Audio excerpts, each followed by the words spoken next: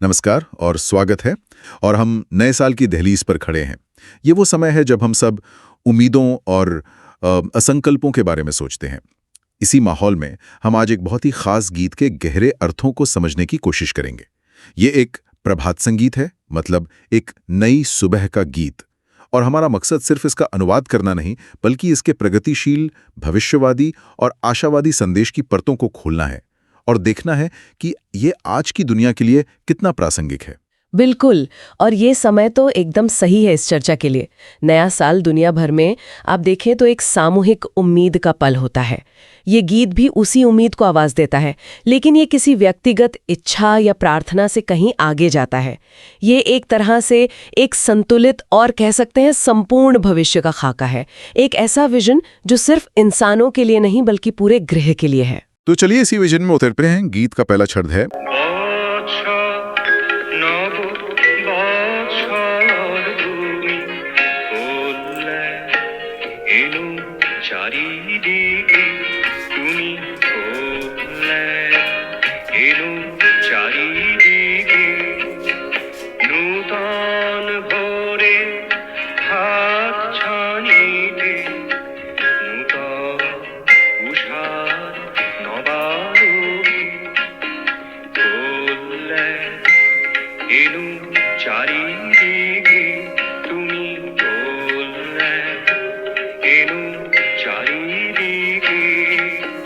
वत्सर नववत्सर तुम्ही कल्याण एनो चार दिके, तुम्ही नूतन भोरेर हाथ छानीते नूतन उषार नवा लोके।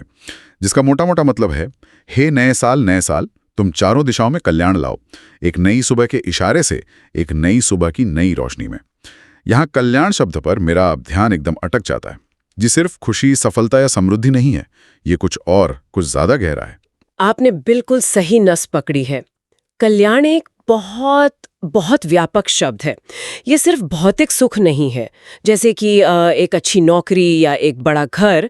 इसमें शारीरिक स्वास्थ्य, मानसिक शांति और आध्यात्मिक विकास सब कुछ शामिल है।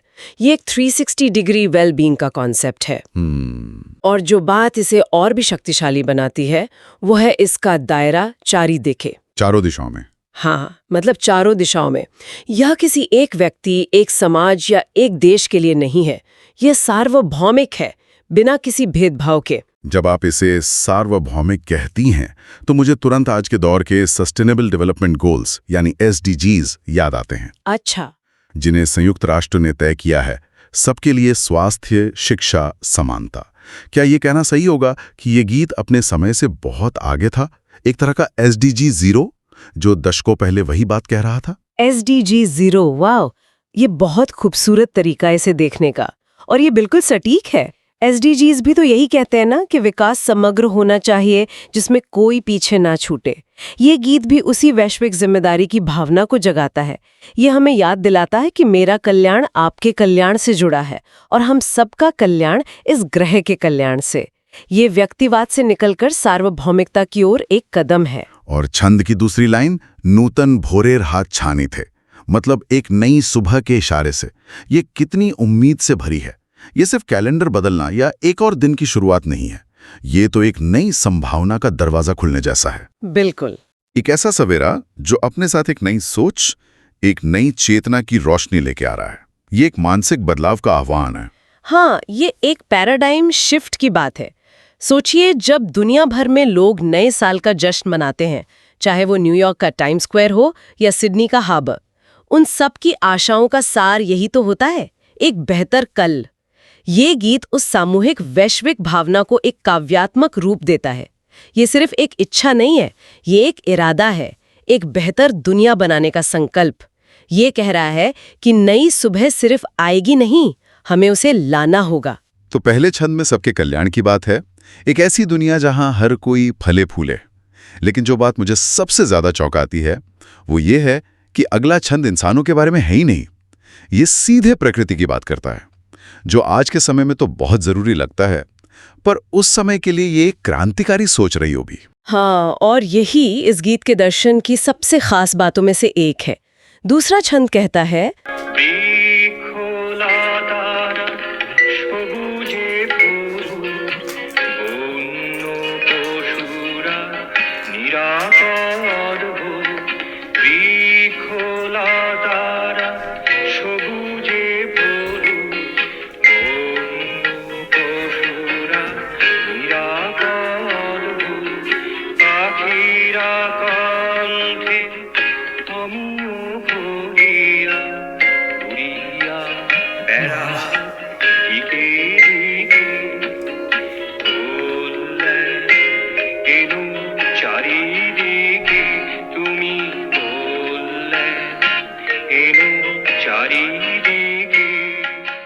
वृक्ष लतारा सद्बुझे भरोक, वन्य पशुरा निरापद होक, पाखीरा कंठे अमिया भरिया उड़िया बेडाक दिके दिके।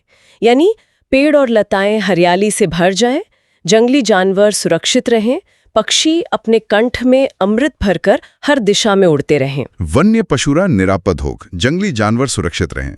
ये कितनी सीधी और शक्तिशाली बात है। जब मैं ये सुनता हूं तो मुझे हमारे शहरों के आसपास के जंगलों का ख्याल आता है, जहां तेंदुए और इंसान अक्सर आमने सामने आ जाते हैं। हम विकास के नाम पर लगातार उनके घरों को छीन रहे हैं। ये लाइन सिर्फ एक काव्यात्मक इच्छा नहीं, बल्कि आज के अनियंत्रित शहरीकरण के लिए एक सीधा चैलेंज है।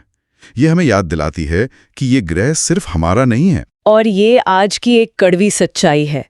WWF की लिविंग प्लैनेट रिपोर्ट बताती है कि पिछले 50 सालों में वन्य जीवों की आबादी में औसतन 69% की गिरावट आई है। 69%। हाँ, ये आंकड़ा चौंकाने वाला है। इस संदर्भ में ये छंद एक गहरी पर्यावरणीय चेतना को दिखाता है। ये कहता है कि हमारा कल्याण प्रकृति के कल्याण से अलग हो ही नहीं सकता। अमेज़न के जंगल जल रहे हों या आर्कटिक की बर्फ पिघल रही हो, उसका असर हम सब पर पड़ेगा। ये गीत हमें एक शोषक की भूमिका से निकालकर एक संरक्षक की भूमिका में आने के लिए कहता है। और वो आखिरी तस्वीर, पक्षी अपने कंठ में अमृत भरकर उड़ते रहें, ये बहुत सुंदर है। ऐसा लगता है जैसे ये एक स्वस्थ इकोसिस्टम का लिटमस टेस्ट हो। ये सिर्फ काव्यात्मक कल्पना नहीं है, ये एक वैज्ञानिक सच्चाई भी है। पक्षी एक बायो इंडिकेटर होते हैं। जहां हवा साफ होती है, पानी शुद्ध होता है और जैव विविधता होती है, वहीं पक्षी चहचहाते हैं। सही बात है। उनका गीत एक स्वस्थ पर्यावरण का संगीत है। जब हम किसी शहर में पक्षियों की आवाज सुनना बंद कर देते हैं, तो ये एक चेतावनी है कि वहां का इकोसिस्टम बीमार है। तो ये पंक्ति असल में एक ऐसे जीवंत पर संतुलित प्राकृतिक संसार की कामना है, जहां हर प्राणी को आनंद और स्वतंत्रता का अनुभव हो। ये एक सिम्बायोटिक मतलब एक सहजीवी रिश्ते की बात करता है, शोषण की नहीं। तो अब तक की तस्वीर ये है, एक ऐसा नया साल जहां हर इंसान का कल्याण हो और साथ ही प्रकृति भी अपने पूरे वैभव में हो। ये दोनों चीजें आपस में जुड़ी हुई हैं।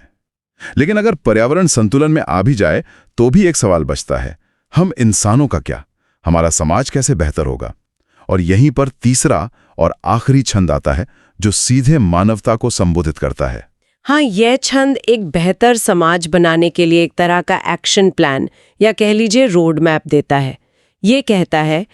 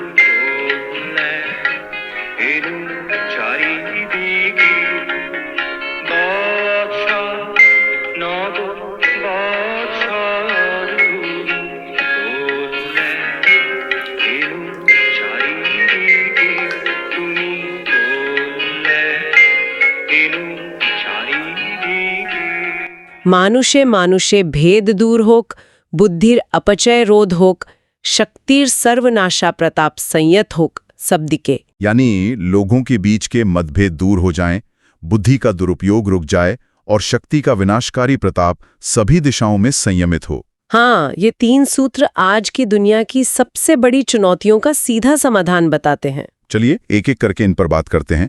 पहला, लोगों के बीच के मतभेद दूर हो जाएं। ये तो शायद आज के दौर की सबसे बड़ी जरूरत है, जहां हम धर्म, नस्ल, देश और विचारधारा के नाम पर इतने बटे हुए हैं। बिल्कुल, हम एक ग्रेट डिवाइड के युग में जी रहे हैं। सोशल मीडिया के एल्गोरिदम हमें ऐसे इको चेम्बर्स में धकेल रहे हैं जहां हम सिर्फ वही सुनते हैं जो हम सुनना चाहते हैं, जिससे ध्रुवीकरण और बढ़ रहा है। प्यू रिसर्च सेंटर जैसे संस्थान दिखाते हैं कि राजनीतिक और सामाजिक मुद्दों पर लोगों के बीच की खाई लगातार गहरी हो रही है।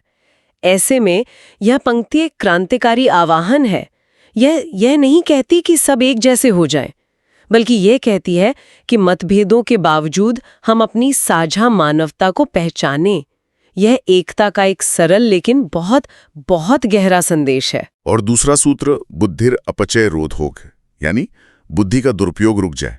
ये लाइन मुझे सबसे ज्यादा डराती भी है और सोचने पर मजबूर भी करती है, क्योंकि बुद्धि को तो हम हमेशा एक अच्छी चीज मानते हैं। ज्ञान, विज्ञान, तर्क, ये सब तो प्रगति के साधन है। क्या इसका मतलब ये है कि ज्यादा ज्ञान हमें ज्यादा खतरनाक भी बना सकता है? ये एक बहुत ही महत्वपूर्ण सवाल है और ये इस गीत की दूरदर्शिता को दिखाता है। ये बुद्धि और विवेक के बीच का फर्क समझा रहा है। सोचिए, मानव बुद्धि ने हमें चांद पर पहुंचाया और जीवन बचाने वाली वैक्सीन बनाई, लेकिन इसी बुद्धि ने परमाणु बम, रासायनिक हथियार और साइबर वॉरफेयर जैसे खतरे भी पैदा किए हैं। आज के संदर्भ में देखें तो आर्टिफिशियल इंटेलिजेंस मतलब एआई में बीमारियों का इलाज करने की क्षमता है, लेकिन साथ ही इससे डीप फेक वीडियो और ऑटोनॉमस हथियार भी बन सकते हैं जो समाज को अस्थिर कर दें। मतलब ये सिर्फ ज्ञान हासिल करने की बात नहीं है, बल्कि उसे एक नैतिक दिशा देने की बात है। ये पूछ रहा है, क्या हमारा ज्ञान हमें समझदार बना रहा है? क्या हमारी तकनीकी तरक्की हमारी मानवीय तरक्की के साथ कदम मिलाकर चल रही है? एकदम सही। ये नैतिक बुद्धिमत्ता की माम है। ये कह रहा है कि असली प्रगति सिर्फ क्या हम कर सकते हैं में नहीं है, बल्कि क्या हमें करना चाहिए के फैसले में है। और बुद्धि का दुरुपयोग सिर्फ विनाशकारी हथियार बनाना नहीं है। ऑनलाइन नफरत फैलाना, गलत सूचनाएं गढ़ना या सिर्फ अपने स्वार्थ के लिए दूसरों का शोषण करना, ये सब भी उसी में आता है। ये एक व्यक्तिगत और सामूहिक जिम्मेदारी का आह्वान है। और फिर आता है तीसरा सूत्र, शक्तिर सर्वनाशा प्रतापः संयते होक। शक्ति का विनाशकारी प्रताप सभी दिशाओं में संयमित हो। ये भी बहुत प्रासंगिक लगता है, चाहे हम राजनीतिक शक्ति की बात करें, सैन्य शक्ति की या फिर आर्थिक शक्ति की। दौर में यह सिर्फ देशों के बीच युद्ध तक सीमित नहीं है। यह उन बड़ी बड़ी कॉरपोरेशंस पर भी लागू होता है जिनकी आर्थिक शक्ति कई देशों की जीडीपी से भी ज्यादा है और वे प्राकृतिक संसाधनों का अंधाधुंध दोहन करती हैं। यह उस तकनीकी शक्ति पर भी लागू होता है जो कुछ कंपनियों को हमारे व्यक्तिगत डेटा पर असीमित नियंत्रण देती है। तो ये शक्ति के साथ विनम्रता और जिम्मेदारी की मांग कर रहा है। ये कह रहा है कि असली ताकत दूसरों पर हावी होने में नहीं, बल्कि सबके कल्याण के लिए अपनी शक्ति का इस्तेमाल करने में है। बिल्कुल, यह शांति, न्याय और संतुलन की अपील है। यह हमें याद दिलाता है कि असली प्रगति तकनीकी चमत्कारों या आर्थिक विकास के आंकड़ों में नहीं, बल्कि मानवीय मूल्यों के विकास में है। तो संक्षेप में ये तीसरा छंद हमें एक उन्नत समाज की 3 स्तंभ देता है: एकता, विवेक और विनम्रता। तो आज हमने इस नए साल के गीत की एक यात्रा की। ये यात्रा सार्वभौमिक कल्याण की एक व्यापक कामना से शुरू होती है, फिर प्रकृति के साथ सामंजस्य बिठाने तक फैलती है और आखिर में एक बेहतर, ज्यादा जागरूक और जिम्मेदार मानव समाज के लिए एक स्पष्ट रोड मैप पर खत्म होती है। और इस ईद गीत की खूबसूरती इसकी समग्र दृष्टि में है। ये दिखाता है कि सच्चा कल्याण तभी संभव है जब हम इंसानों, प्रकृति और अपनी शक्तियों के बीच एक सही संतुलन स्थापित करें। ये किसी एक हिस्से को दूसरे से ज्यादा महत्व नहीं देता। ये एक दूसरे से जुड़ी हुई प्रगति की एक खूबसूरत तस्वीर पेश करता है। आप पर्यावरण को नष्ट करके आर्थिक रूप से समृद्ध नहीं हो सकते और आप समाज में भेदभाव रखकर शांति स्थापित नहीं कर सकते। सब कुछ एक दूसरे से जुड़ा है। ये सिर्फ एक नए साल का गीत नहीं है, ये तो जीने का एक तरीका है, एक दर्शन है। यह हमें याद दिलाता है कि हर नई सुबह एक मौका है इन सिद्धांतों को अपनी जिंदगी में और इस दुनिया में लाने का। ये एक बहुत ही आशावादी दृष्टिकोण है। यह आशावादी होने के साथ साथ यथार्थवादी भी है। यह मानता है कि चुनौतियां हैं, लोगों के बीच मतभेद हैं, बुद्धि का दुरुपयोग हो रहा है, शक्ति विनाशकारी हो सकती है, लेकिन यहाँ हमें उनसे उभरने का रास्ता भी दिखाता है। यह कोरी कल्पना नहीं, बल्कि एक व्यवहारिक ब्लूप्रिंट है। और जैसा कि हम इस चर्चा को समाप्त कर रहे हैं, हम श्रोताओं के लिए एक विचार छोड़ना चाहते हैं। इस गीत में बुद्धि के दुरुपयोग को रोकने का आग्रह किया गया है। जब हम इस नए साल में कदम रख रहे हैं, तो चलिए इसे पलट कर देखते हैं। हम सब सचेत रूप से अपनी बुद्धि का उपयोग सिर्फ व्यक्तिगत लाभ के लिए नहीं, बल्कि उस सामूहिक कल्याण के लिए कैसे कर सकते हैं जिसकी ये गीत कल्पना करता है। अपनी नौकरी में, अपने परिवार में या अपने समुदाय में वह एक कौन सा तरीका हो सकता है जिससे हमारी बुद्धि दूसरों के जीवन में सकारात्मक बदलाव लाए।